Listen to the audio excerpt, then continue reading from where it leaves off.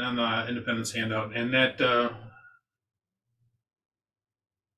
a lot here, but it's we can finish it. The independence, I think I told you this, like the auditing's part of the CPA exam, it's something like 15 to 20%. It's huge part of it. So it is kind of a lot of information. I'll put it this way: for a single chapter, it's a very dense one. Okay, so last time we talked about independence as far as financial investment.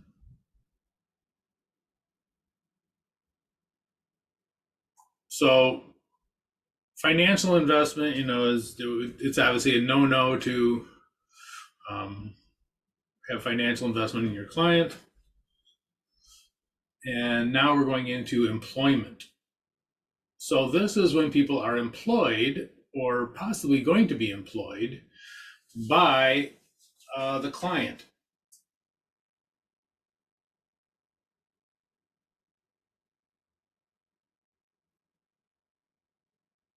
Okay, so it's when there is employment, and employment could be you as an auditor could be either going to the client or coming from the client into the CPA firm. How do you handle that? Because there could be conflicts of interest there. But it could also be relatives and things like that. What happens if your spouse is working for the client or something along those lines, and things like that that come up. You could have independence. Now again, so there's financial, that's kind of your investments, but then this is employment, going to work for the client, coming from the client to work for the CPA firm, and so on. Okay, so that's what we're going to kind of go through today. The first one is a client's employee gets hired by the CPA firm. Now, the CPA firms usually have their own way of hiring people, so this is a fairly rare occurrence. I think I told you most CPA firms, they use their internships to recruit people. So getting someone from a client is probably it is pretty rare. And could it happen? Of course it could happen, but it's not a very common thing. Okay. An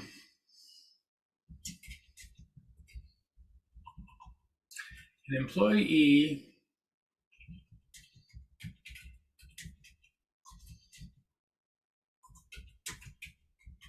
an auditor position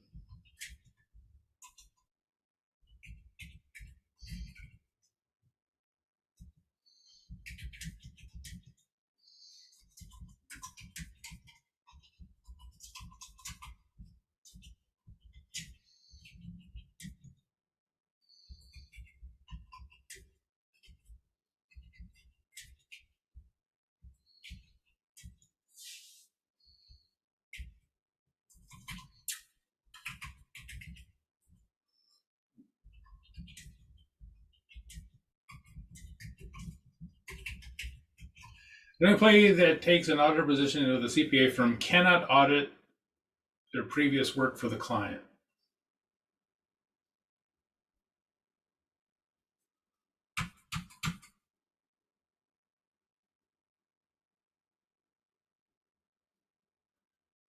And so the idea is this: that if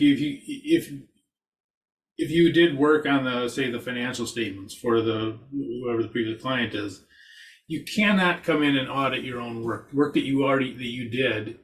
You're not objective to it. Any bias that you had in your work will be the same bias you have taking a look at it. So they generally cannot be in an audit that covers their previous work. So if they're from a completely different department, let's say they came from the IT department, had nothing to do with financial statements, yeah, they can work on the audit.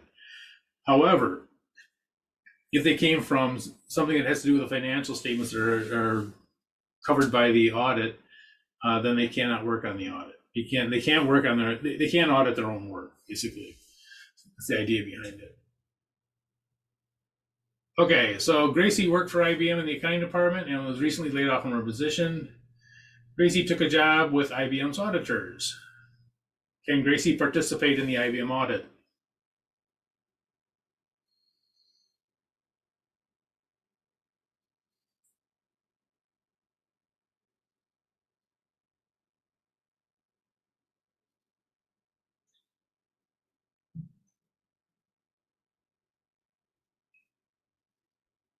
What do you think?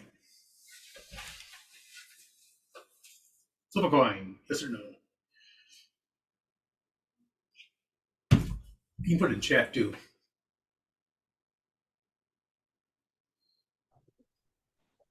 Say no. Yeah. She cannot work on her own audit. Now, notice that from a kind of a managerial thing, you say, well, of course we'll have Gracie on the audit. She knows all about IBM's accounting department.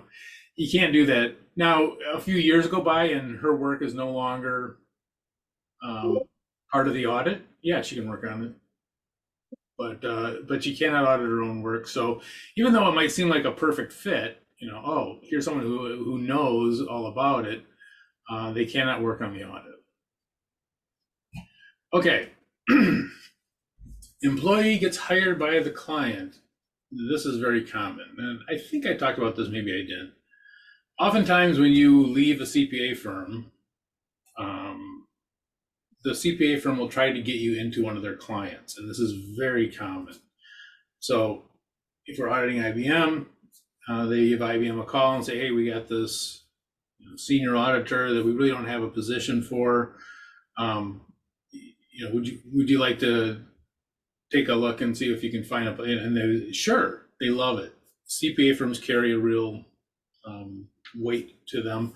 So oftentimes they get hired by the client. So you'll have, if not only that, the client is probably familiar with those people. The people that came in to do the audit, they know whoever it is, they know who it is. So oftentimes it's a very common thing to go from a CPA firm into the client. Now, there are some rules though on doing it, and there's rules for basically everybody, and then there's rules that are specific for publicly traded companies. So let's take a look, see what we're. Okay. If the client is a non-issuer, and this is actually a little bit of a misstatement by me that it could be a non-issuer. This also applies to issuers.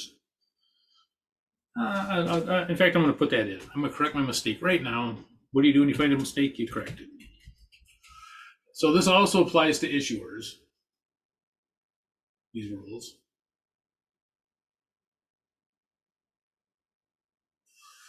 So this could be private or public. But these are the AICPA rules. These are the only rules that apply to non-issuers. Maybe is a better way to put it. Okay. So this is when you go from the CPA firm to the client.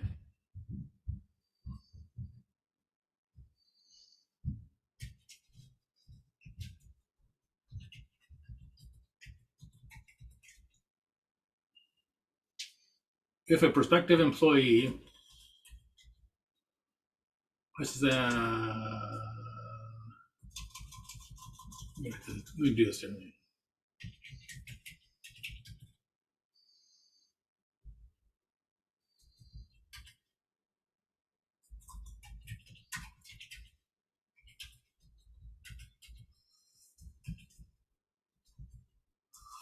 If the auditor has accepted a position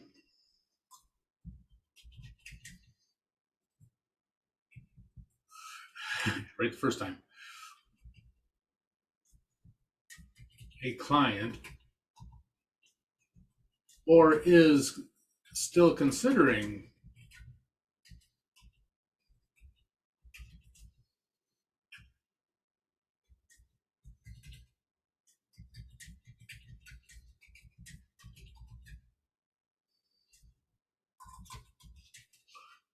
an offer from the client,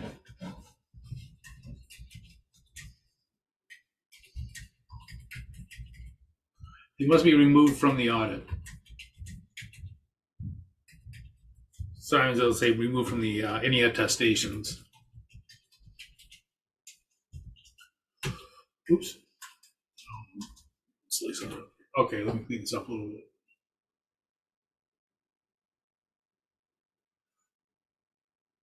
Okay, so if they've accepted a position or are still considering an offer, they cannot be on the audit. So if they're offered a position with whoever the client is, they must be taken off the audit. And this is for both non-issuers and issuers. This is the only rule for non-issuers, by the way. So if they're not publicly traded, this is the only rule. You cannot be on the audit if you've accepted the position or you're still considering. Now, if you've already rejected the offer, they made you an offer and you rejected it, then there's no problem. There's no independence problem. But if you've accepted it or you're still considering, in other words, you haven't rejected the offer, then you must be taken off the audit. Any question on that? Okay. So if the client is an issuer,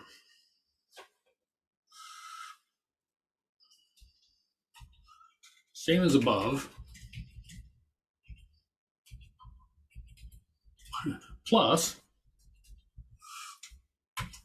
okay, client is an issuer. Oops.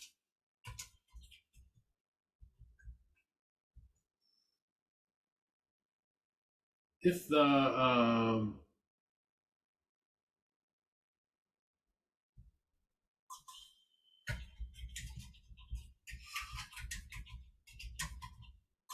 new position with the client is a key financial position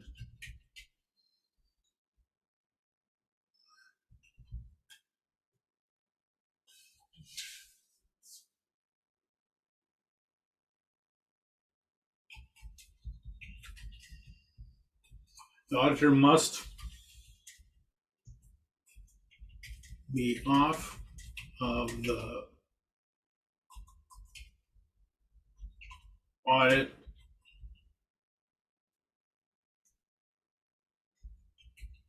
for an entire cycle.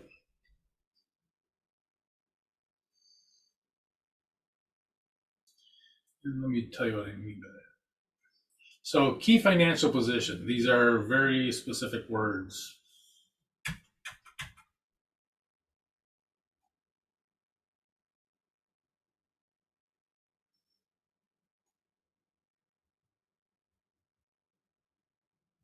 Key financial position, this means someone who can influence the financial statements. So someone high up, usually we're talking about a key financial position. And this financial is somewhat new. It used to just be key position. The new thinking on this is it only needs to be a key financial position to keep you off of it. Now, what this means is that you have to be off it basically for an entire year. It could almost be up to 2 years though, because you cannot be on the audit at any time during that audit cycle. So for example, let's say that I'm an auditor and IBM offers me a key financial position and publicly traded, so this rule applies to them. It's a key financial position. I'm an auditor going into it. I have to be off the audit for an entire audit cycle. So the rest of 2024, I was on the audit. Even if I'm on the audit for 1 day, I'm on the audit.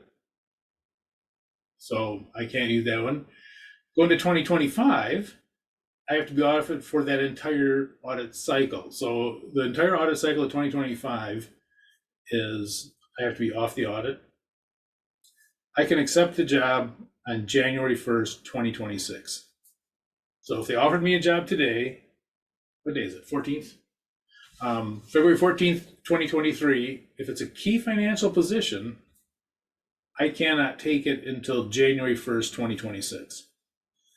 So you have to be off the audit for at least a year, but it could be almost 2 years, depending on when the offer is made.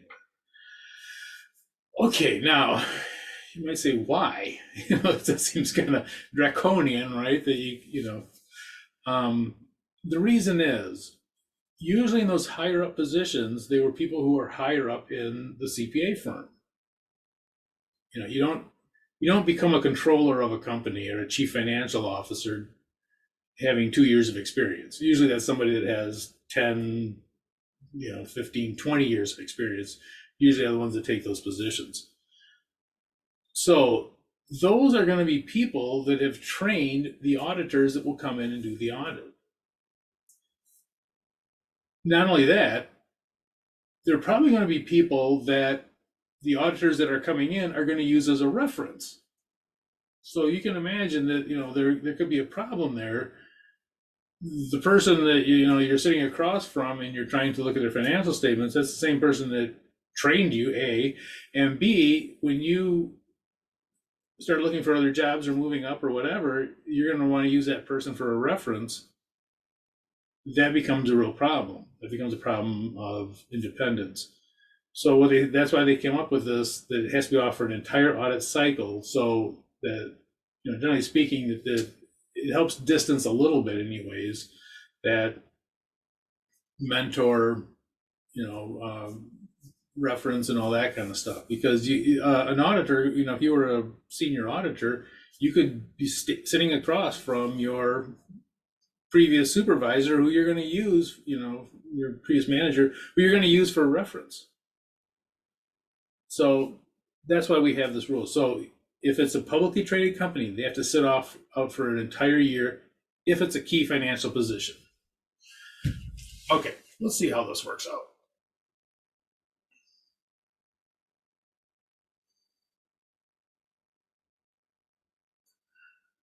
Sam is a member of the IBM audit engagement team.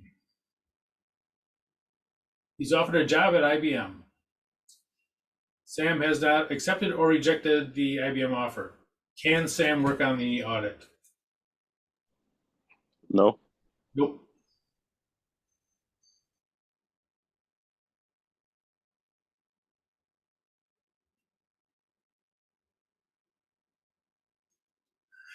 George is a member of the IBM audit engagement team. He recently got a job offer from IBM for a staff accountant. Can George immediately accept the IBM job offer? A little bit tricky, but a staff accountant probably isn't going to have a terrible amount of influence on the financial statements. So probably yes. Yeah, they're not going to be able to make decisions on how things are accounted for and accounting policies and all that kind of stuff.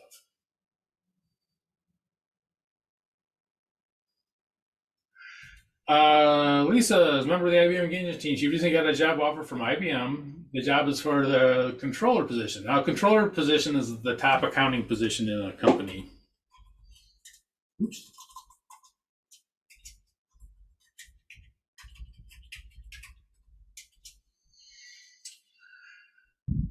Can Lisa immediately accept the job offer?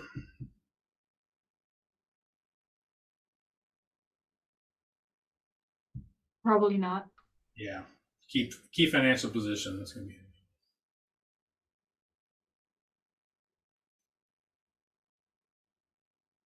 Now, I want to let me make one thing clear before we go on to the last one here. Here's the kind of strange thing about this whole guy has to be off for at least an audit cycle. The Securities Exchange Commission, the PCAOB, Public Company Accounting Oversight Board,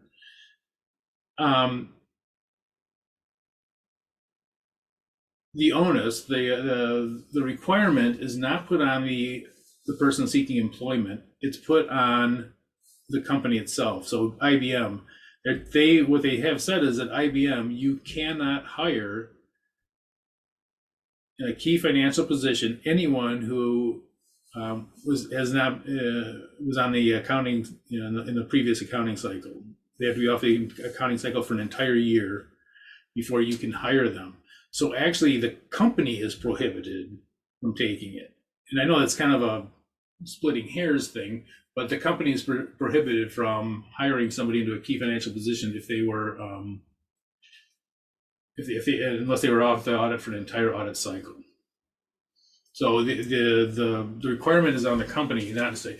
It's it's kind of a weird thing. A lot of times things like this get thrown out in court because it's limiting someone's ability to make a living. But one of I think the way that they did it, I think that's why they did it that way, is that it's not on the person seeking employment, it's on the company itself. Okay, let's go to 15, non-issuer. Okay, so this is going to be for someone who does not issue financial statements. The SEC and the PCAOB have no power over these people. Okay, Mickey is a member of the GeoCorp audit engagement team. GeoCorp is a privately held company. She usually got an offer from GeoCorp as chief financial officer. Can Mickey immediately accept the offer?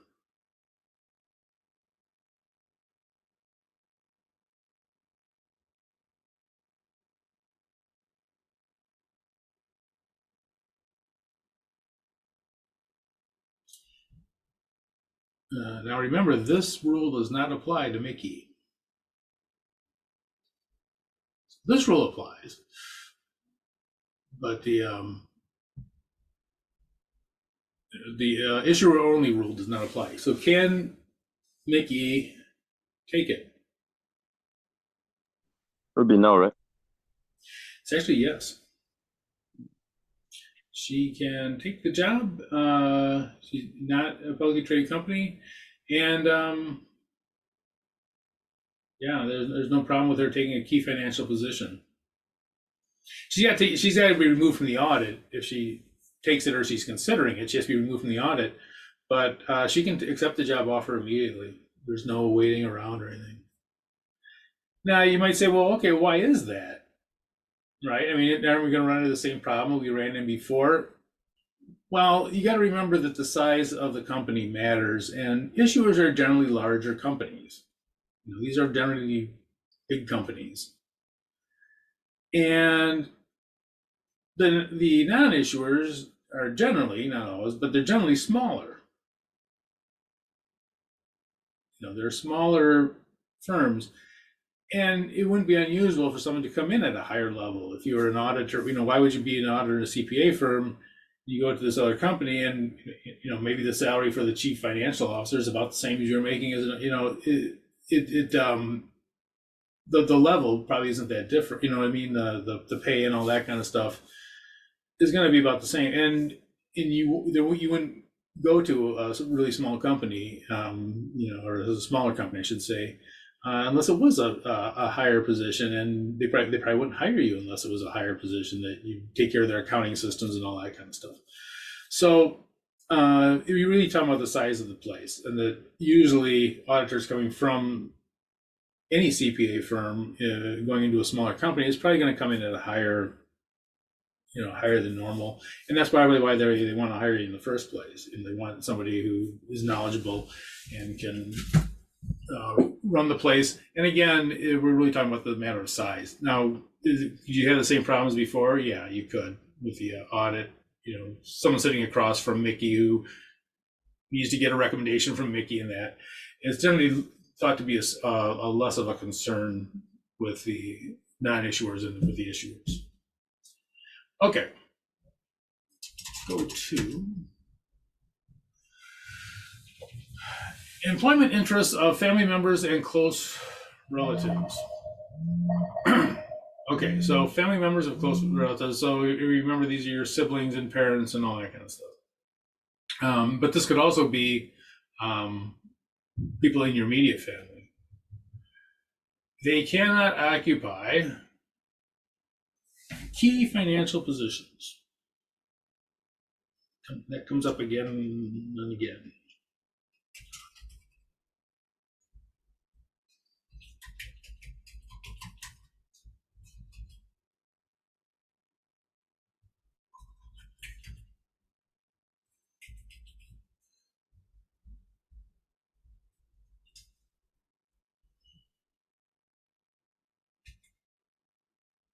So they cannot be a key financial position.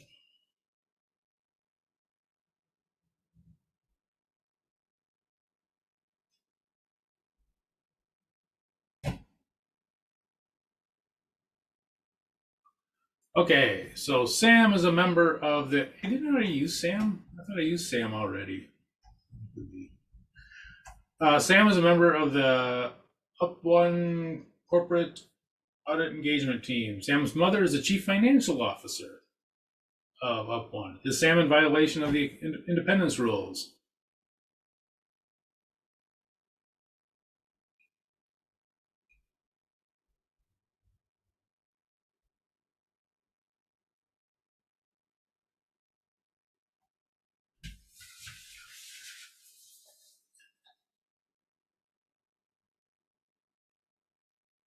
What do you think? I'd say yes. I would say no. Actually, yeah, Related? yeah, it's Sam's mother. So Sam's mother is this would be a close relative. So Sam's mother is a chief financial, so that would be a key financial position. So yes, you're in violation of the rules. So Sam cannot do the audit of one, do other audits, but just can't do that.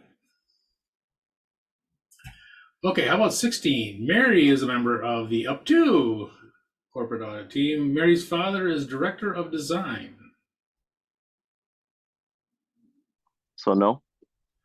Yeah, no, that's fine. She's not in violation of the rules. It's not well, it might be a key position. It's not a key financial position. So this is, again, they've focused this to say financial. It should just be key position, but now it's key financial position.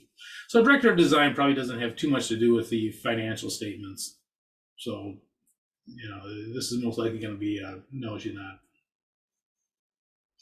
Okay. And here it gets a little bit wacky. Independence, employment interest of non-covered members. All right, so up until this point, we've been talking about covered members. These are all covered members, covered members, covered members. Well, the question comes up, what about these people? These non-covered people? I mean, can they just do whatever they want? What rules apply to these? They're not covered members, right? But they do have some rules that apply to them. And so here are some of the rules a couple of rules that apply to them. So this is for anyone who's working in the professional ranks of a CPA firm. Financial interests.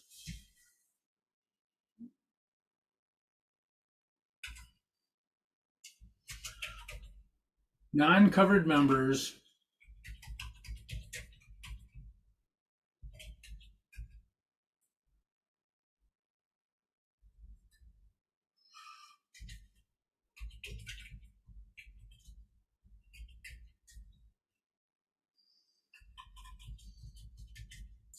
cannot own more than 5% of the client.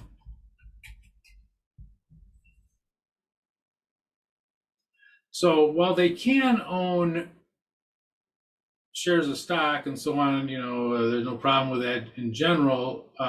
If that ownership gets to be more than 5% of the client, then the entire audit firm is not independent. So non-covered members. So these are not people who aren't on the audit. They have no influence over the audit. but they cannot own more than 5% of the client. Okay, so now for publicly traded companies, it's probably not a problem. 5% of IBM, you probably own an island somewhere. But for the smaller firms, though, that can be a problem because you may have somebody who, maybe their family, they have, a chain of 12 grocery stores, and the kids go to college and get degrees in accounting, and they go to work at a CPA firm, and the CPA firm does audits of the family business. Maybe they own 10% of it.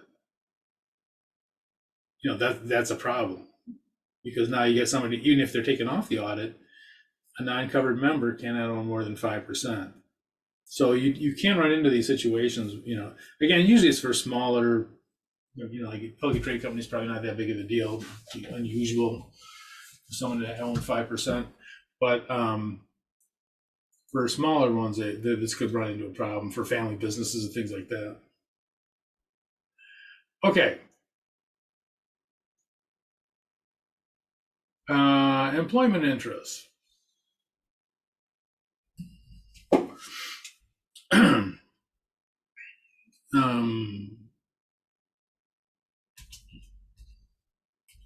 Uncovered members.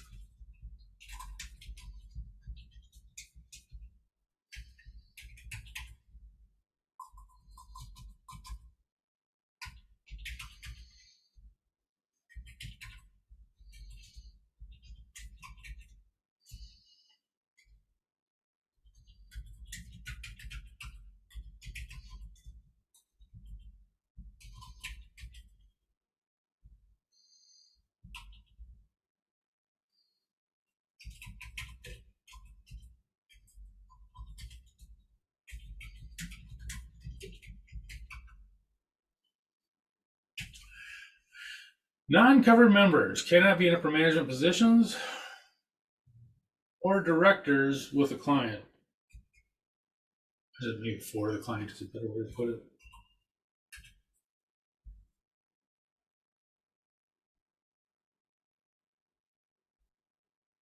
So they can't be in upper management, and they can't be directors. Okay, so this goes into the management of the company, and the directors are what you see the oversight of the company. So management and the oversight of the company, you cannot have people in either of those positions. All right. So that's for employment issues. All right. James is a senior auditor for a CPA firm that audits IBM. However, James is not a covered member for the audit engagement team of IBM. James is also an ordained minister and recently accepted a position on IBM's board of directors as a spiritual director. James is not on the audit committee at IBM. Will James' position impact the CPA firm's independence?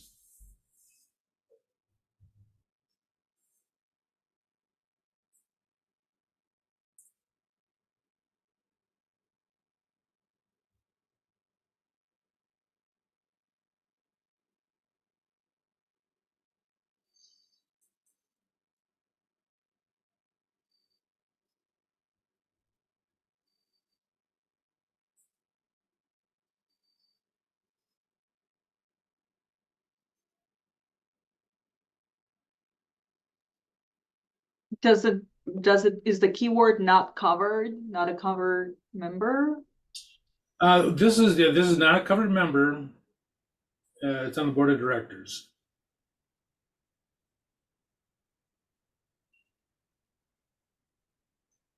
I would say yes. Yep, it will impact it. Yeah, you cannot have anyone on the board of directors. There is a slight loophole with this, which I'll talk about in a second. But generally speaking, they cannot be, certainly not a voting member of the board of directors.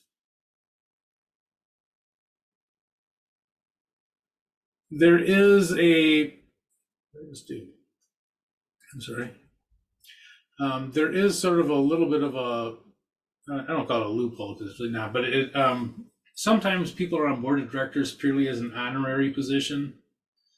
For instance, you may have a non-for-profit that maybe it's not uncommon to have people serve on the board of some of those organizations as honorary directors. And they like to get people who are community members and stuff, and they show up at these functions and they try to raise money and all this kind of stuff. So it's not unusual to have people on those as purely honorary. In other words, they don't vote and they're not compensated. So if it's purely an honorary director position, you can do the audit still.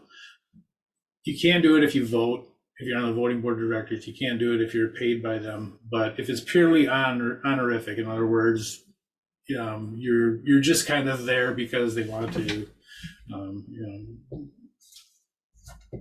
have you as a member of their board, then it's okay. You got to be careful with that though too. That I do remember that there was someone who was on the board of directors of a non-for-profit that wasn't paid or anything like that, but his audit firm decided to do the audit of it, and it was the bank rejected it. They said they had to get another audit done because it wasn't independent because he was actually a voting member. Okay. All right, so this kind of takes care of kind of the independence as far as employment, and especially and people who aren't. What about people who are not covered? Can they just do whatever they want? Well, not really. Okay. Going into some other independence issues.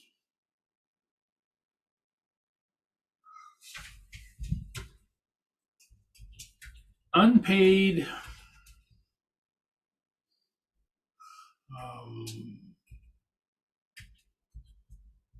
audit fees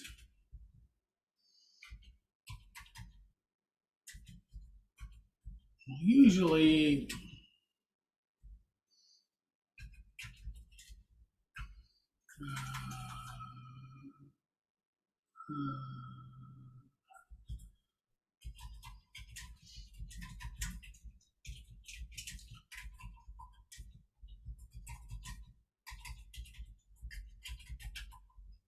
unpaid audit fees will usually result in CPA from not being independent. So if you have a client that has not paid you for previous audit work, you are considered to be not independent. And you might say, well, why? A couple of reasons. First of all, it's almost, if someone owes you money and they haven't paid you, it's almost like you're in the lending position. You're actually making, an investment. And there's also this dynamic to it that if you don't give them a good audit report, they may not be able to pay your fee. So there is this independence problem. First of all, it looks like almost like you're a lender if they owe you money that they haven't paid you yet. It's similar to investing in the client. And second of all, there's also this key about the audit report now could be key to your actually collecting these unpaid fees. So unpaid fees will make a CPA firm not independent. It sounds strange, but unpaid fees will affect your independence. Okay.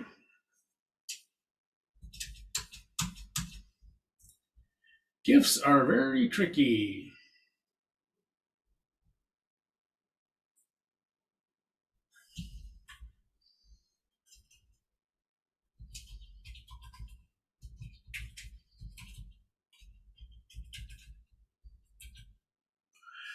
Gifts are allowed if 1,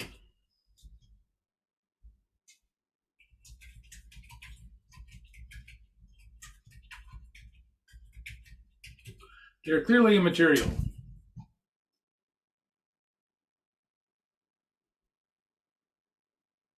So if they're immaterial, you can take a gift. So someone gives you a fruit basket or something like that, that's fine.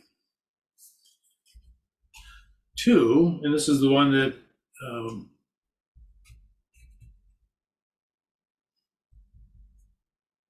sure you've heard this.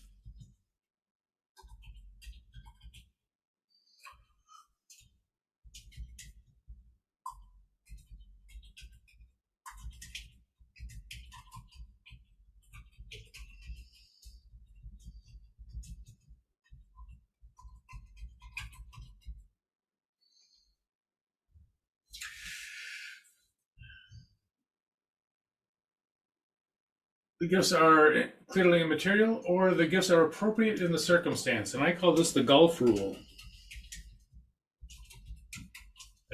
Don't look for that in the CPA exam. That's just my. This is something only in the United States, by the way.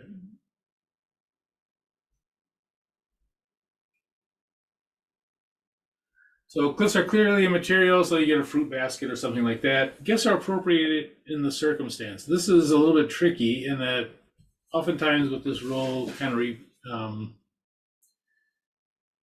is kind of there for is a lot of times golf outings are huge in the United States. It's unusual around the world, by the way.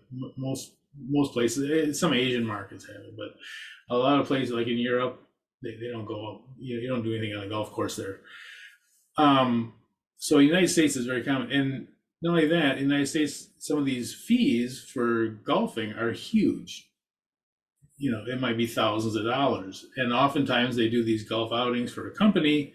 They invite the auditors along, and so it might be something that's not clearly immaterial, but it's appropriate in the circumstance, and that they're having this golf outing. They're inviting the auditors, which is doing stuff like that is actually somewhat common, that it's appropriate in the circumstance. So even though this, the fees might be $3,000, which is material, it is considered appropriate in the circumstance. And again, this is, I call this like the U.S. golf rules. That in the United States, they do a lot of stuff on the golf courses. It's very common, and in the circumstance, it's appropriate. I'm not saying I agree 100% with that, but that's kind of the idea. So appropriate in the circumstance. They generally don't test that on CPA exam. I've never, I mean, they'll test the verbiage here, appropriate in the circumstance, but I don't know if they've ever really come right out and said it's the golf rule. Okay.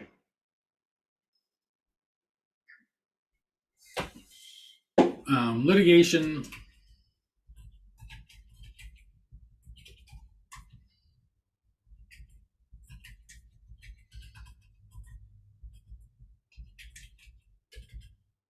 Litigation can be an independent issue if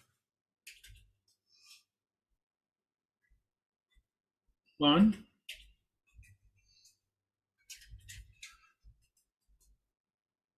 the CPA firm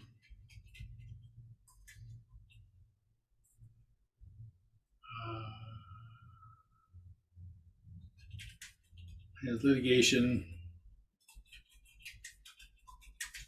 with the client.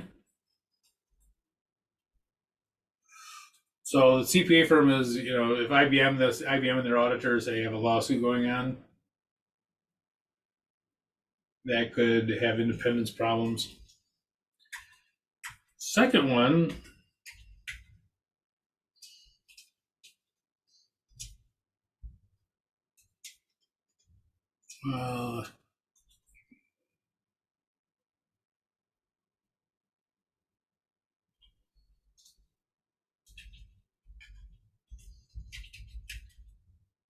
two or more clients of the CPA firm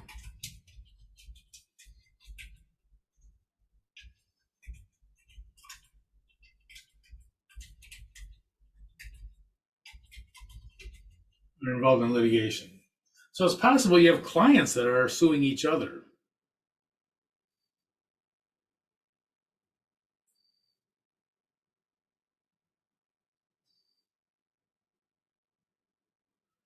So it could be that the CPA firm is in a lawsuit with their client for whatever reason. It could also be that the CPA firm has two clients that are involved in litigation. So, for instance, if you're auditors of IBM and maybe you're also auditors of Microsoft, I'm sure there's lawsuits between IBM and Microsoft.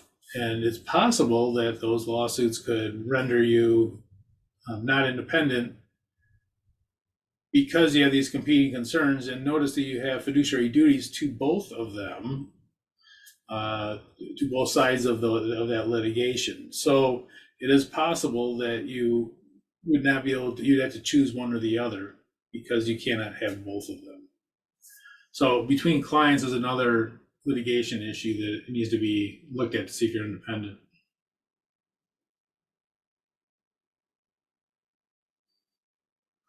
Okay.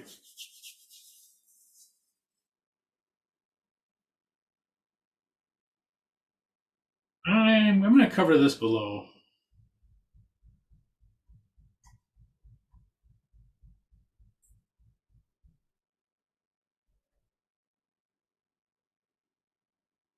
Yeah, I got a whole thing. I got to take that out. I'm sorry. Ignore this one for now. Give me this stupid handout.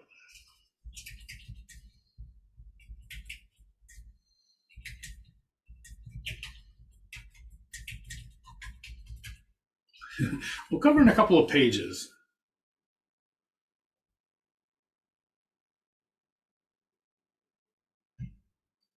Okay.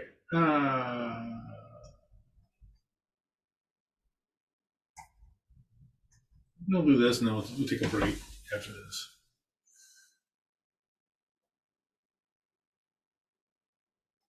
Confidential information.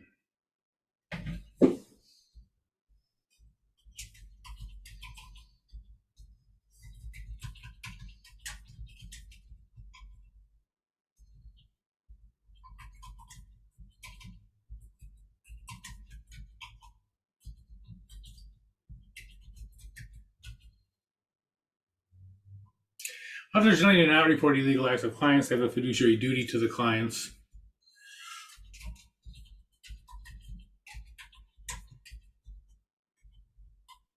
There are some exceptions to it. There are some legal exceptions to it.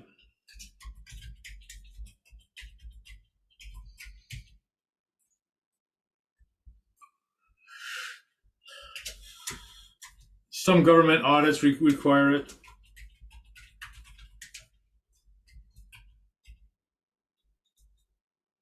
And there's also sometimes you might want to get a lawyer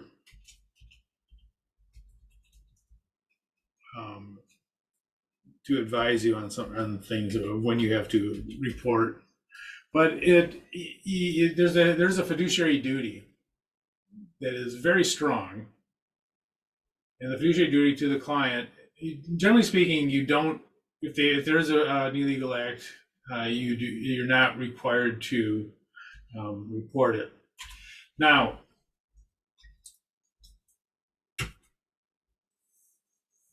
there is the exception also of issuers.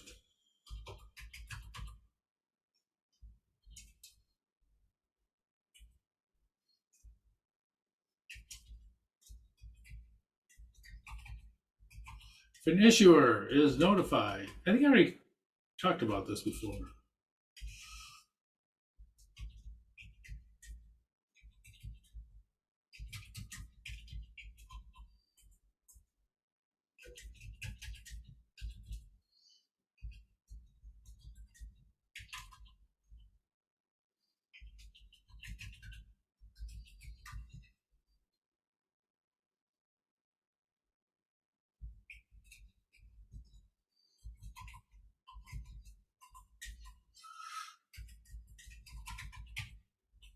If an issuer is notified of a legal act and does not appropriately apply within 24 hours,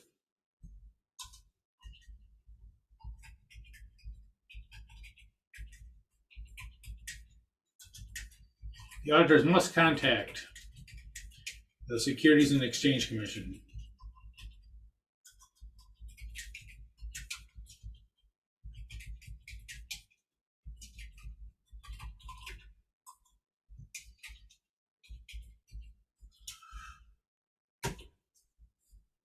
So issuers.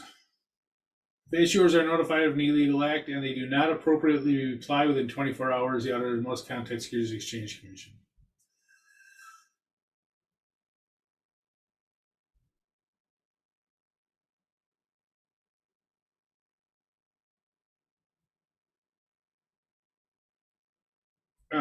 Question on that? I think I talked about that before. I can't remember. I talk too much. That's why I can't remember what I say. Okay, subpoenas.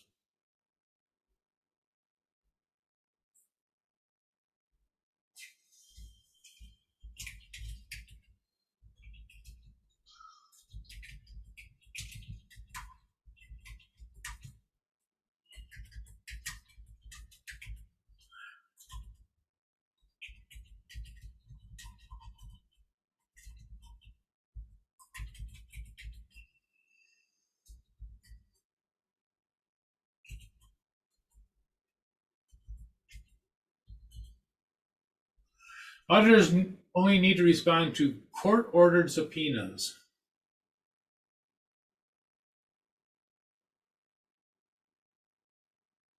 So if you do get a subpoena about a client, so if you get a subpoena,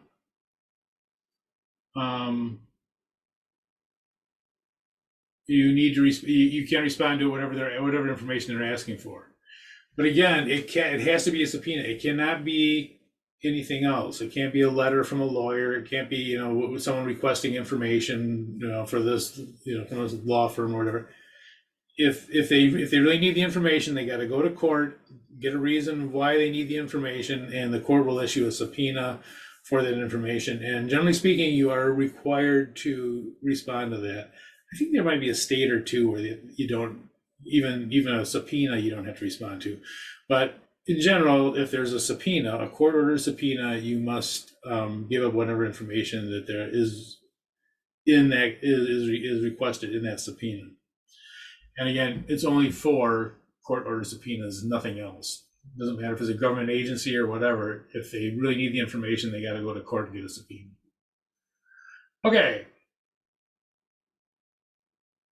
Auditors uncover evidence that their publicly traded client is routinely, publicly traded. This is important.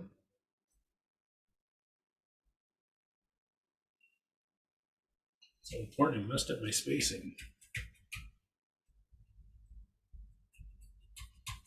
Really messed up my spacing. I'm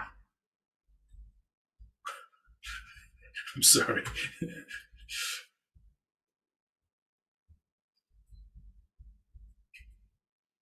Watching a slow motion train wreck. Okay, a publicly traded client routinely violates the Environmental Protection Agency. Presented with the evidence, the client's upper management and boards do not respond within 24 hours. What should they do?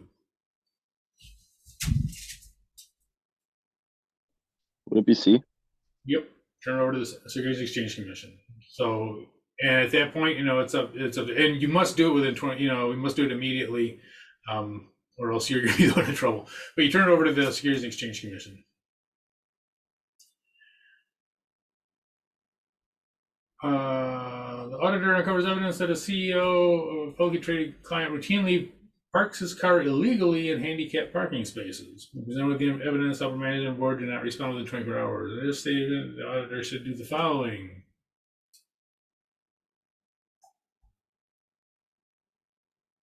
Is this B? It's not material. If it's not material, you're not going to. And this probably, it's a jerk thing to do, but it's not. It's not material. It is illegal. It's not material. So we're always looking for things that are material. So an EPA fine might certainly be material, depending on what it is.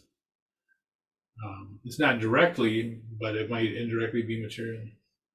Okay, let's stop here and let's take a break. Okay, be back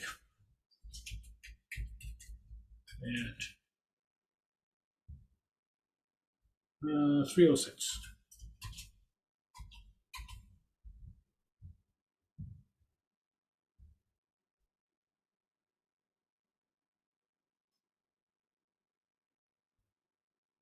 I think while I break out, I'm going to put up the nope, not that. I'm going to put up the classical sampling. I think I gave you guys number 5 to do on your own.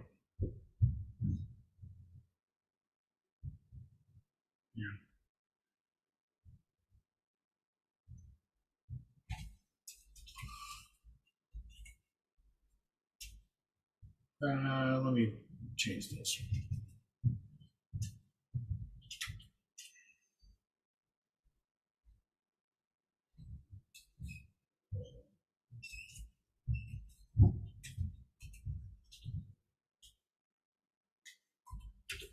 So these are what you should come up with.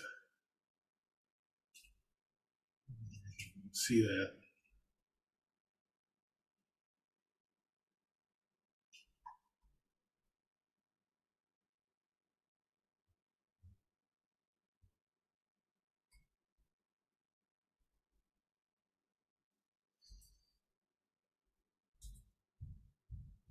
You can check your answers though on it.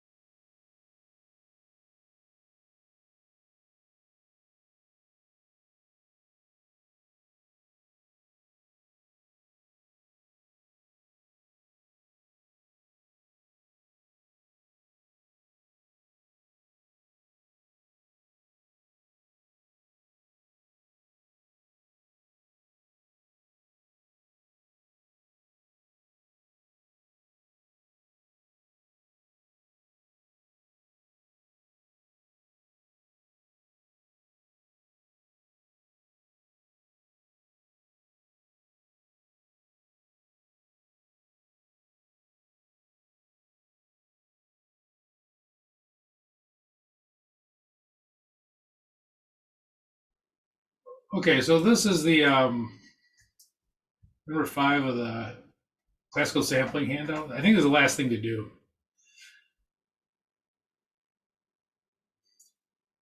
So we can turn that in, the drop in Blackboard. If you already have, obviously ignore this, but save that. Okay. Contingent fees.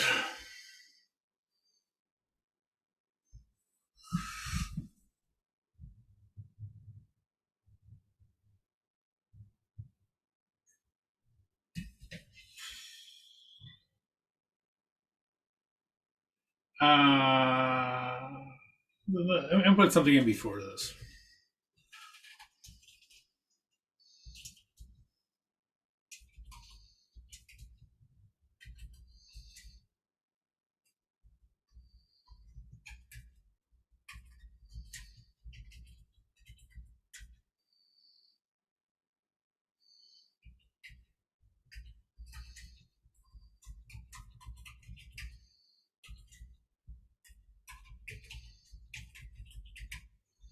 Let me.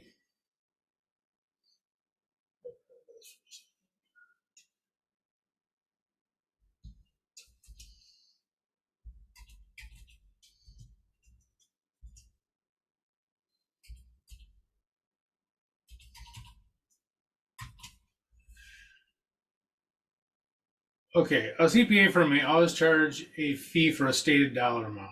So no matter what, if you have a stated dollar amount, you can charge a fee for it. And they'll charge a fee for basically everything. But if it's a stated amount, you can always charge a fee. And you can always charge a fee. You can always charge a fee for whatever service you do. It isn't that you can't charge a fee. You can always charge a fee. And if it's a stated fee, you can charge it for anything. You can charge a stated fee. So if someone brings you their taxes, how much does it cost to do my taxes? You say, $50. That's nothing wrong with that at all. Okay, so there you can always charge a fee. There is a certain kind of fee called a contingent fee. And contingent means it's contingent on some outcome. A contingency just means that something has to happen before this kicks in. For example, if I'm going to take an umbrella to go to work, it's probably contingent on whether it's raining or not. If it's raining, I'll take the umbrella. If it's not raining, I won't take the umbrella. So it's contingent. My action is contingent on some other thing. So a contingent fee means something has to happen before we figure out the fee. So a contingent fee means it's contingent on something happening. So something has to happen, and if it doesn't happen, it could change the fee.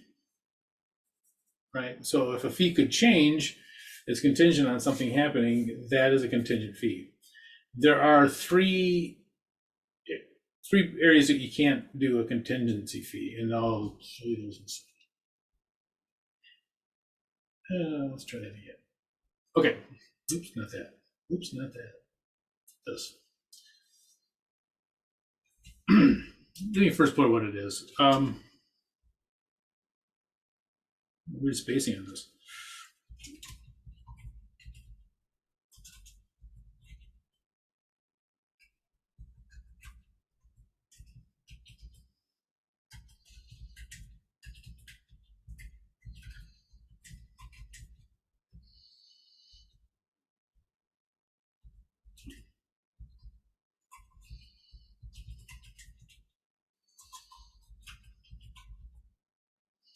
Contingent fee is dependent on a specified outcome.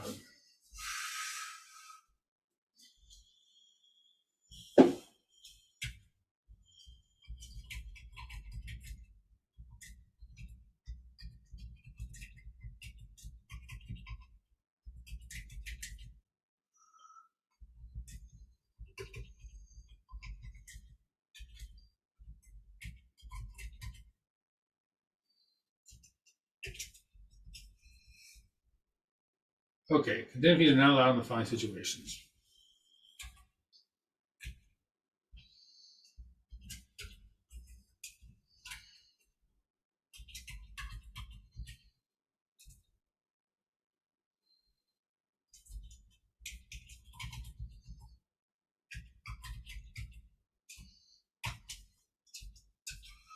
First one is audits.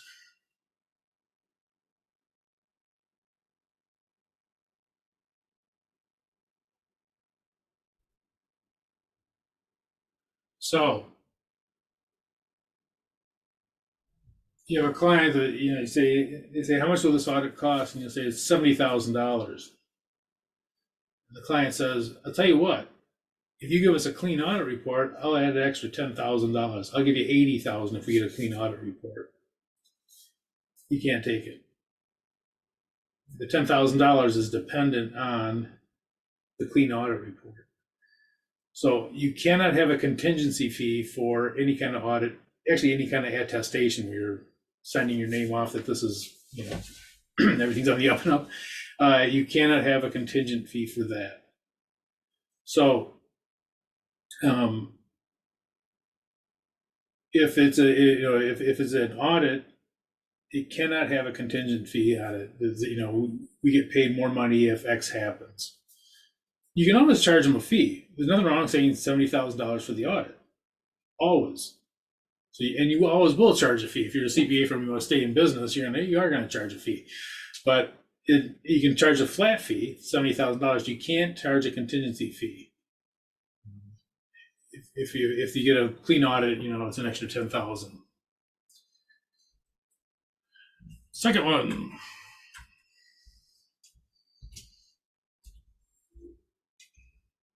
Tax returns.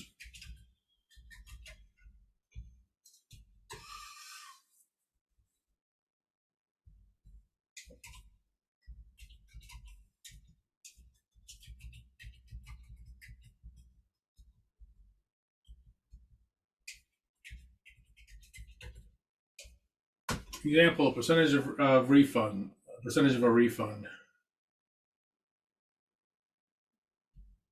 Now, this is only for CPAs.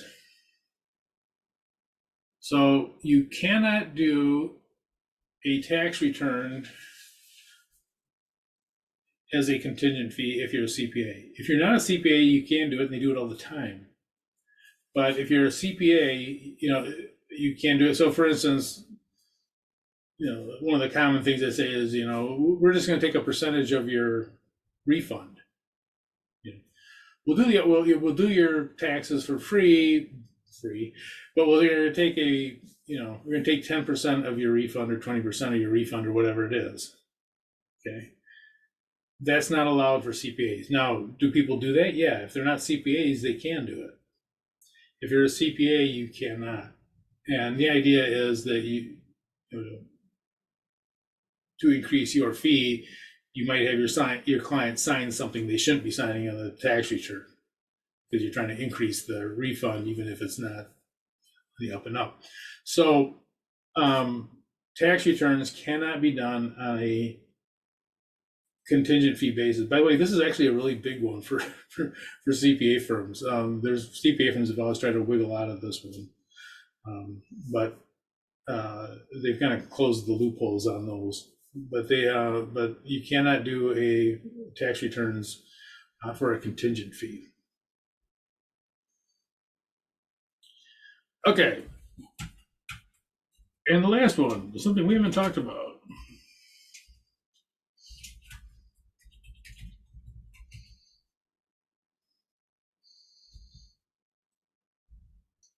Spelled it.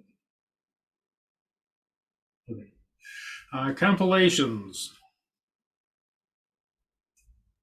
I do have a question though. Yeah. So what would be the difference? How would you explain the difference between a contingent fee upon preparing the tax return and a retainer?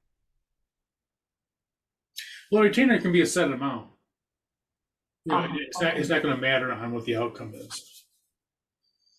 But yeah, I mean, and there is, again, you can always charge a flat rate.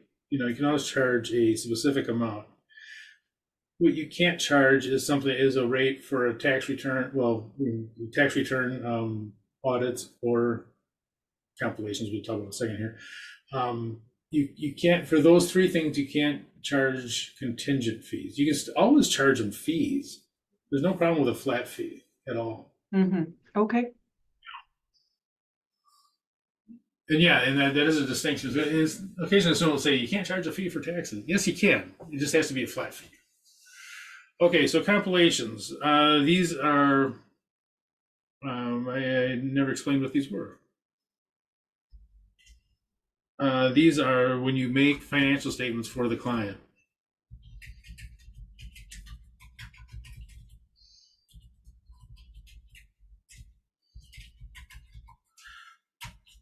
These are not attestations. You're not going to say these financials. You're not going to say the financial statements are free of material misstatement.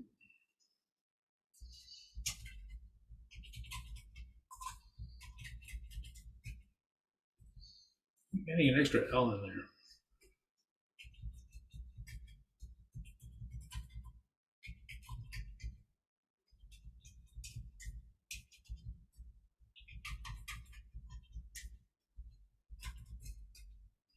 Okay, so I'm going to talk about what compilations are, and then we'll talk about how they cannot be used for a contingent fee cannot be used. A compilation is simply taking the client's stuff, their financial information, and making financial statements for them. Suppose I'm a photographer, I have my business, but I want to know if I'm making any money or not, and I'm really not sure. I don't know how to make financial statements. Hire a CPA firm, and they'll do what they call a compilation. Give us all your stuff, your bank, your checkbook, your receipts you have, and all that kind of stuff, and we'll figure out, right? And we'll make your financial statements for you. Now, those financial statements that they make, we don't actually audit. It's not an audit. We don't actually go through and make sure that their sales are right now. Whatever they give us, we put in the compilation. We're not there to audit those. This is simply for people that want financial statements. They don't want to do it, or they don't want to spend the time to do it, then they'll just give it to you and have you make the financial statements for them. You give them you give them the financial statements, and there's no guarantee on any of it, but you don't have to be independent to do these either. If you have a spouse that runs a photography, so can you do your spouse's, can you make financial statements for your spouse's business? Absolutely. You don't have to be independent. You can't do an audit on them, but you can do a compilation where you just take their financial statements and put them together. Okay, now the contingent fee comes from, you cannot charge a contingent fee on a compilation if it's for someone to get investment or financing out of it. So if someone says, I want you to do this compilation, the bank wants to see my numbers, and they just want you to do a compilation. If I get the loan, I'll give you an extra $5,000. Okay, that is a contingent fee for the compilation. Now, you can always charge a fee for the compilation. The compilation is $200 or whatever it is. A flat fee is absolutely fine, but you can't have it contingent on something else for a compilation. So compilations, and the idea obviously is it would entice you to cook the books and maybe get the client in trouble. So you're not allowed to do it for compilations. So compilations,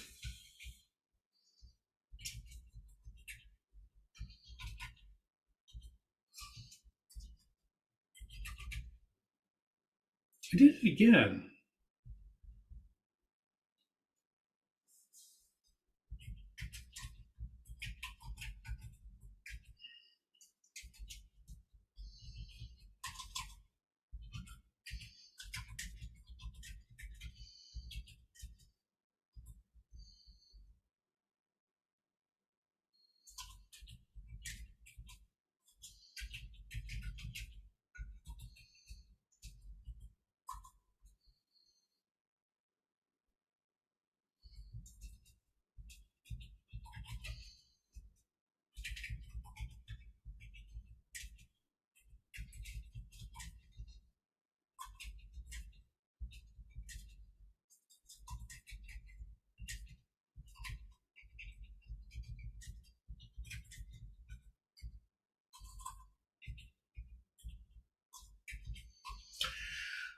Okay, let me clean this up a little bit.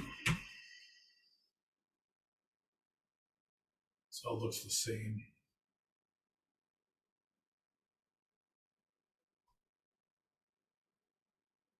Compilations that are used for financing or to obtain investors cannot be done on a contingent fee basis. So if they're going to use this to try to get financing or investors, you cannot do it on a contingent fee basis. You can do it on a flat fee. Yeah, I'll do those $300 or whatever it is, but you can't do it based on some outcome. If they get investors or if they get financing or whatever. So these three things are things that you cannot do on a contingency fee basis. These are the only things that you can't do on a contingency fee basis. You can do other things on a contingency fee basis. So if it's not an audit, if you're helping them whatever with consulting them on inventory or something like that, you can do those on a contingent fee basis. These three things are no-nos. You can always charge flat fees for these, and you should, but you cannot charge contingent fees. So contingent fees are the no-no, but you can always charge flat fees. You can charge flat fees for anything. So, all right. X discreditable. I'm just going to put a few of these down here. There's actually a whole bunch of them, but X discreditable.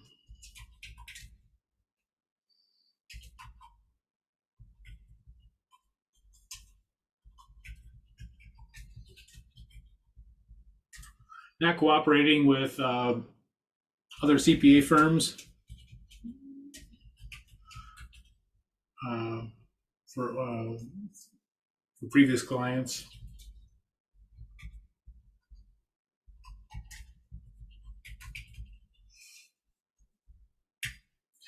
A few kind of wacky ones.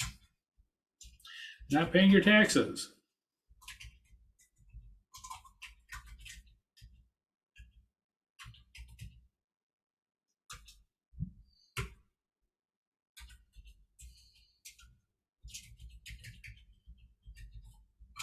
Disclosing CPA exam questions.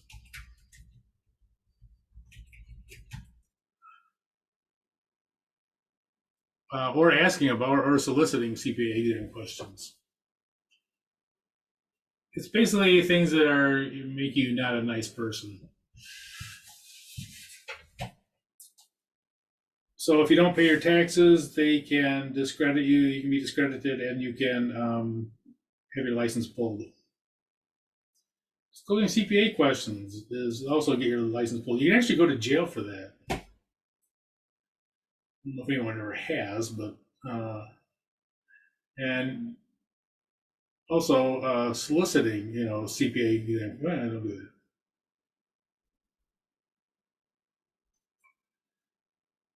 So whenever someone takes a CPA exam, I will never ask them about CPA questions. You can ask what areas were tested. There's nothing wrong with that. And usually those are the same things that CPA puts out. But specific questions, you can't disclose those, and you can't, you're not supposed to ask for those either, soliciting them. Okay. Referral fees. One.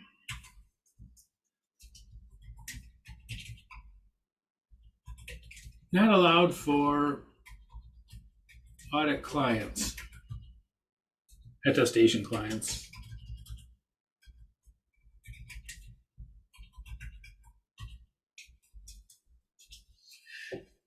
So referral fee is, if someone, so say someone wants to buy insurance, they say, I need to get business insurance. Do you have any ideas? And you may have something set up with somebody that you get a referral fee for sending them business insurance clients. If it's an audit client, you cannot do it.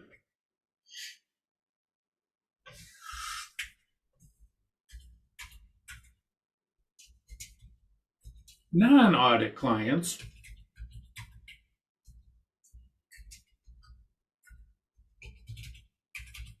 non-attest clients,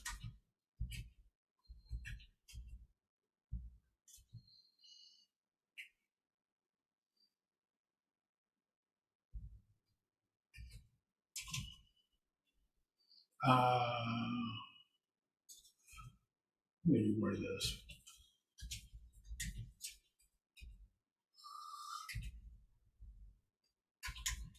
referral fees are allowed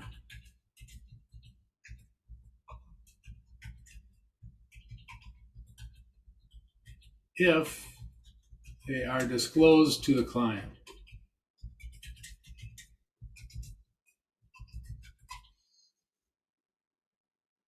So if they're an audit client of yours, you cannot charge a contingency fee.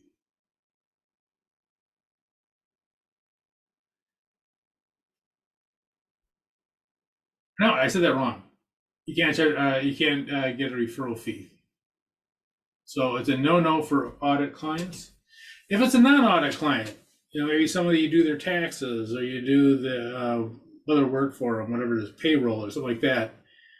You can, but you have to tell them. Like you give anyone who does insurance for businesses, you say, yeah, I got this person, blah blah blah. Oh, by the way, I get a $25 referral fee for sending you to that person. And as long as you're upfront and tell them about it, you can. Now that's only for non-audit, non-attest clients. If you're doing their audit and they ask who, you can't do it. You cannot do anything for a referral fee. Okay. CPA as a tax advisor.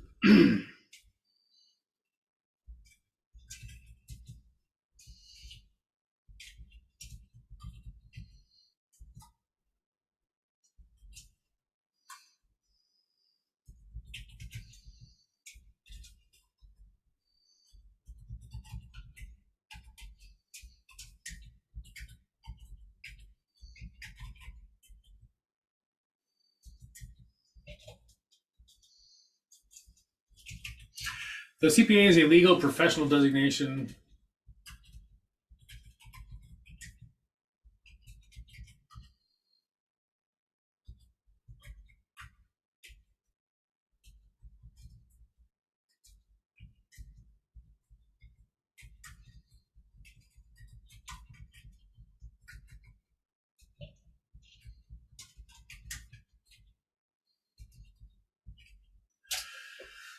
Okay.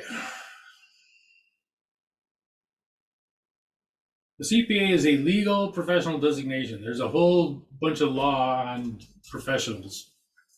Doctors, lawyers, CPAs, therapists, all kinds of. You have a duty to your client and you have a duty to the public. So you have these two duties. Now you must do what's right for your client, but you also must do what's right for the public. How does this get back to the tax advisors?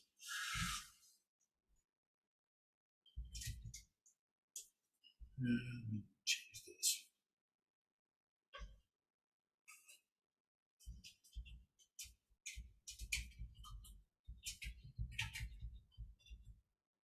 A CPA cannot be associated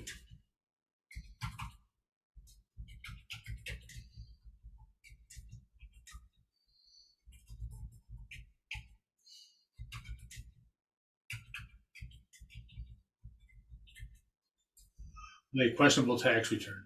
So normally, as a preparing taxes,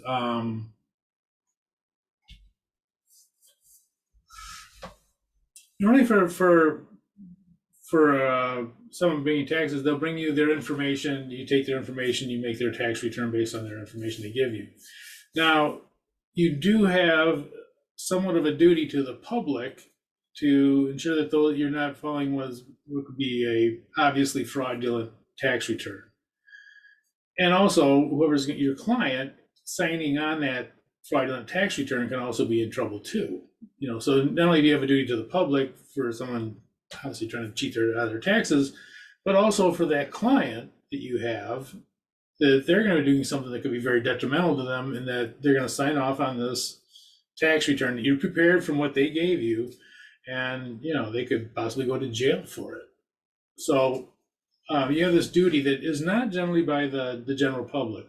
They do have a few rules now there in place, but for the most part, if someone gives you the information to do the taxes and you do the taxes with the information they gave you, It's and you file and you prepare the taxes correctly, obviously, that you're not on the hook. But for CPAs, we have a required duty that to protect the public and really to protect your client from doing something stupid that could land them in jail or all kinds of financial penalties.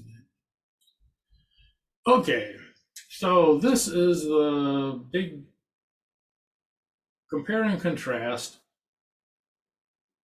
and we're going to look at Sarbanes-Oxley and the AICPA. And these are some of the services, the non-attest services for their audit clients. Okay, so these are non-attest services. So these are services that are different than the audit. Now, they're for your audit clients. If they are not your audit clients, these rules don't apply. So this is only when you're doing an audit of a client. So you're auditing the client. These are things that are prohibited. Now, if you aren't doing the audit, or they ask you to do this and you say, okay, can I give up the audit? And they say, yeah, you give up the audit, that's fine too. But these are things that are prohibited if you have an audit client. There's two different sets of rules. The PCAOB, which is the issuers, those are pretty strict. The AICPA is much less strict. We'll find out. Okay, bookkeeping. And you see here I put down mostly no's. You cannot do bookkeeping for the client if you are a publicly traded company. So you can't do the bookkeeping for IBM. Joe's hot dog stand? Yep, you can do it and still do the audit.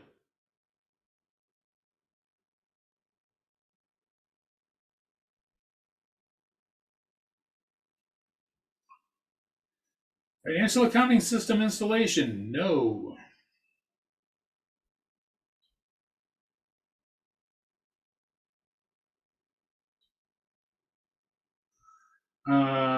Yes. Now, generally, we're talking about accounting information system that is what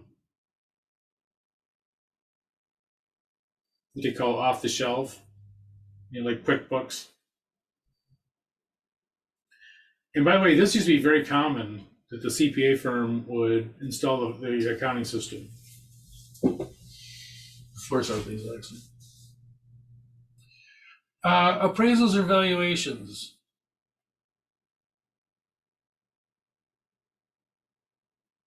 No, because those are going to be used. And this one is no too. There is a slight exception to this. Oops.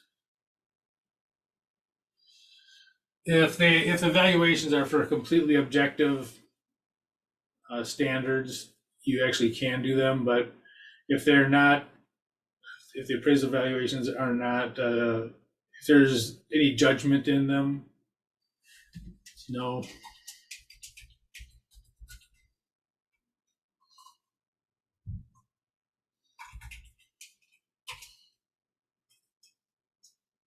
An extra E in there, I think, don't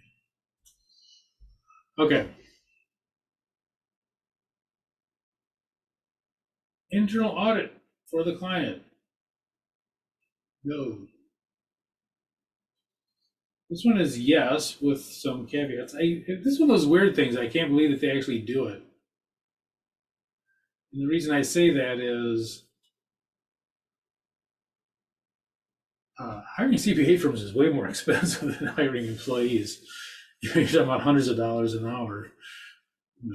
Employee, if you pay them, $50 an hour, it's you'd rather do that than pay someone $200 an hour. Anyway, management or human resource recommendations? No.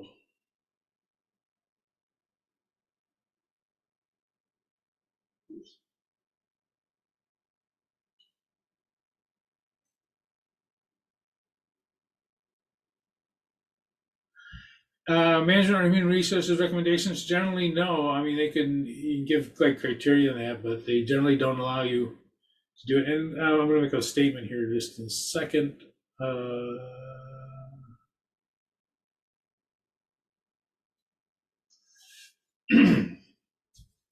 There is an overriding rule. You cannot, under any circumstances, whether you're publicly traded or not publicly traded, you cannot make management decisions. Now, back in the day, may sound funny, but there were actually companies that were pretty much run by the CPA firms. You know, when they needed to get a chief financial officer or a president, they went to their CPA firm. Their CPA firm would give them recommendations, and they would hire those people. And whoever they hired was basically there because the CPA firm said they wanted them there. And it was a very weird situation for some companies that the CPA firms they ran the place. But now that is no longer allowed. Investment recommendations, no.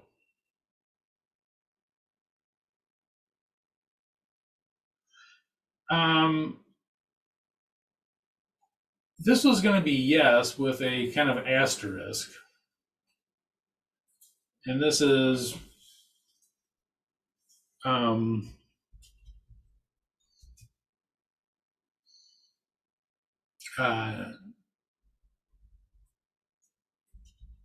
let's see, non-specific.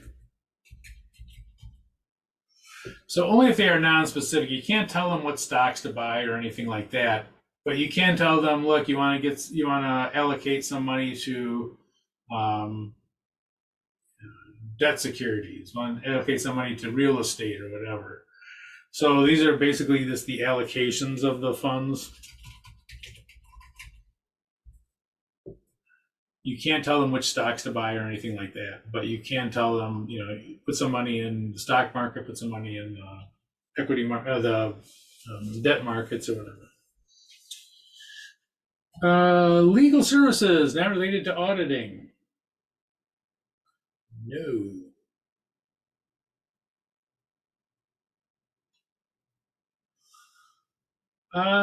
This one is yes by default.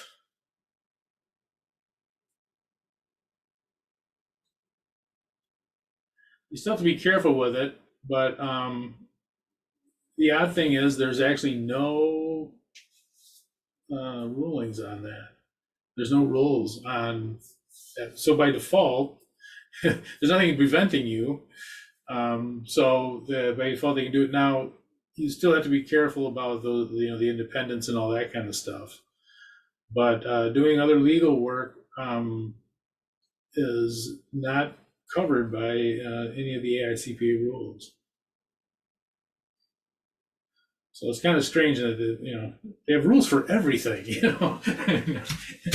They have rules for your cousins, but they don't have tax planning for common issues. You are allowed to do this for both of them if they're common issues.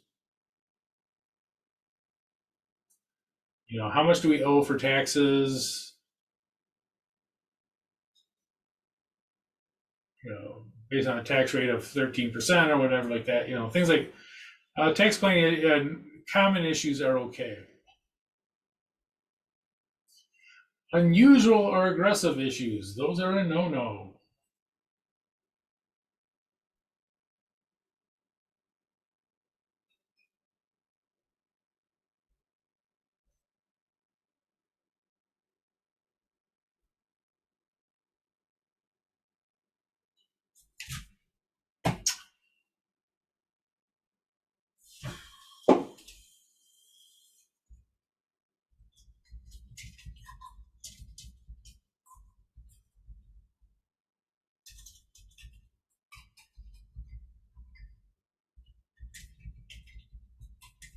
CPA auditors cannot be an advocate for the client.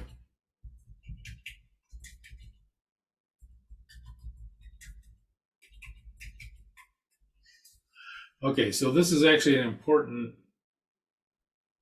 note.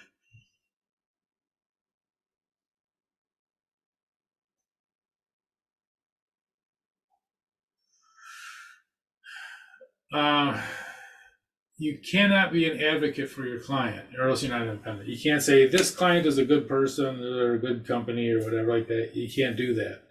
You have to be objective. And your client might, say, can you come in and can you come to the bank and tell them, that we're a good company and all that stuff. You can't do it.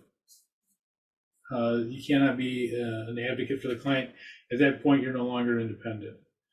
So you got to be very careful on stuff like that. And if it's an aggressive tax issue, notice that you could be called into court and have to testify for your client. So you cannot do that. And so you can't take these aggressive tax issues. A regular tax issue, here's what the corporate tax rate is. Here's how much our taxable income is. That stuff's fine. There's nothing wrong with that. There's no judgment or advocacy. That's the same for everybody. But if they take an aggressive issue, you will end up being an advocate, which is something you can't do. Individual tax services for officers, no.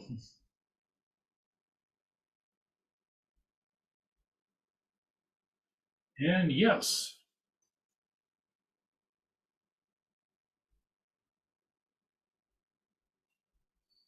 So you can do the officer's taxes. This used to be very common also for public companies. So these are kind of the non-attest things for audit clients. Now, if they're not your audit client, you can do pretty much any of these. But if you can't make management decisions generally. But you do the rest of those.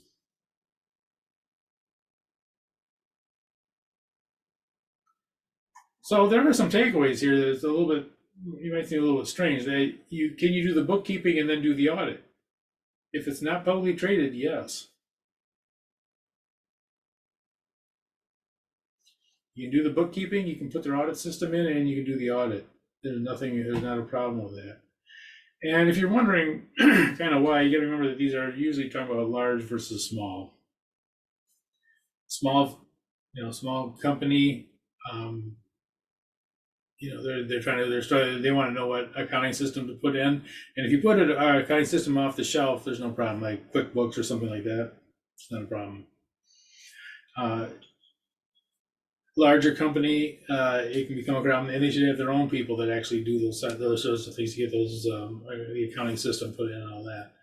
So, and in two, this is a problem of not only the issuers, but also the non-issuers, and that is you can't get around the fact if someone puts in an accounting system that part of the audit is auditing their own work, right? If I put an accounting system in and then I go do the audit, part of my audit is evaluating that accounting system. Well, I put it in. So there is a little bit of a conflict of interest, whatever there.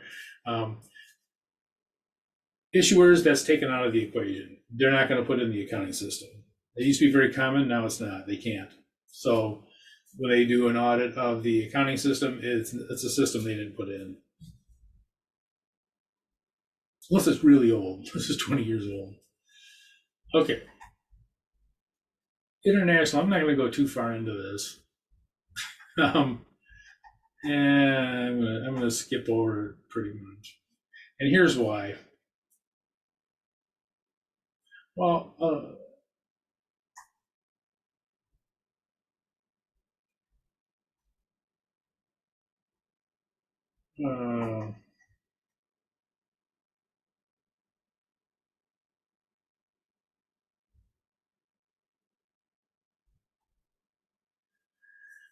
this is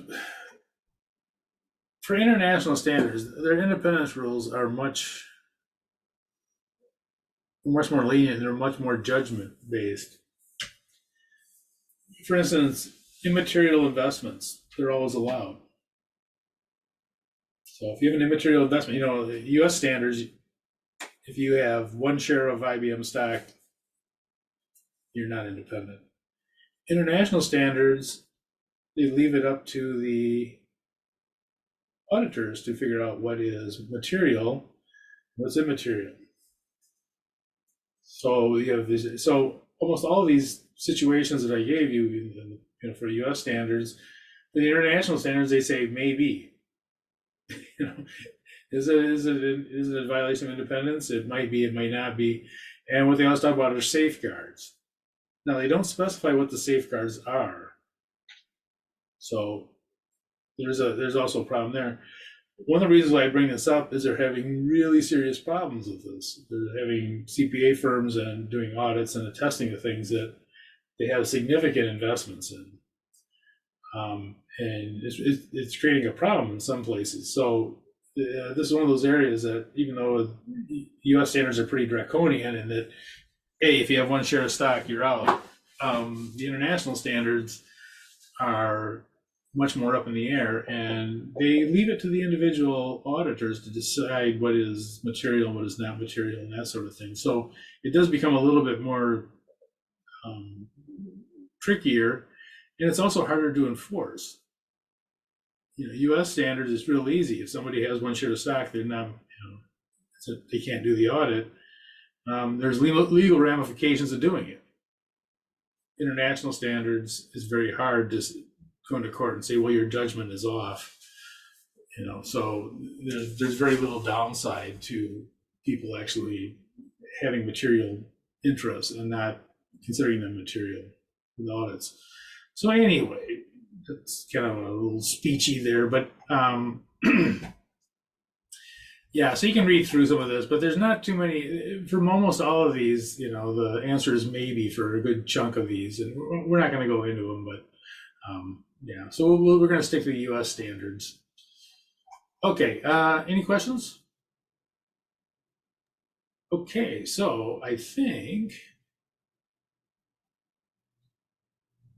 so we finished this chapter 3 handout. Don't worry about the international stuff. You don't need to do that. And we finished the classical sampling. Does anyone need to see the number 5 on the classical sampling again? No. Don't say anything. Sorry, what did you say? For the classical sampling, I put the number 5. I had number 5 as homework. Sure. Yeah, and this is due this coming Friday, right? Yeah. And so this is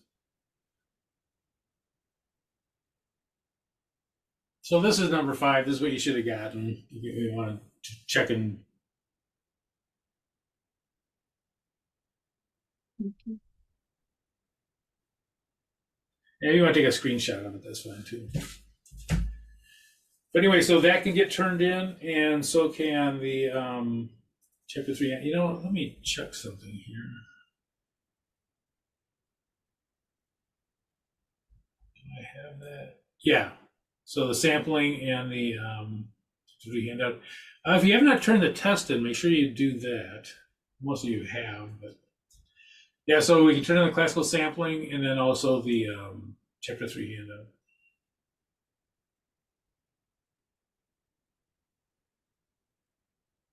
Any questions? No. Okay. Well, very good. I'll see you guys in a week. Next week, we will go over the multiple choice for the chapter 3. This week, turn in those 2 handouts. And if you have not turned the test in, make sure you get that in. And yeah, so next week, we'll go over the multiple choice questions and start in on the next chapter. The next chapter will be chapters 5 and 6. I'm not sure which order I'll put those in, but we'll start those next week. Bye. Have a good day. See you.